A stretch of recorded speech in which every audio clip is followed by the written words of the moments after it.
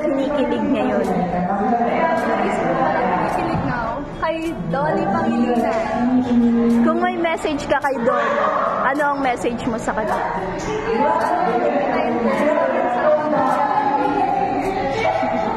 Kung ano ang best Valentine's Day gift sa'yo as an athlete? As an athlete, wala pa akong masyadong nare-receive na gift. Pero, flowers lang. So, anong color ng flowers? May favorite flowers ka ba? Rose and roses. Sana may magbigay ng flowers sa Valentine's. Take note. And last one, give us your best pick-up line. Araw ka ba? Bakit? Kasi I don't wanna be with that girl.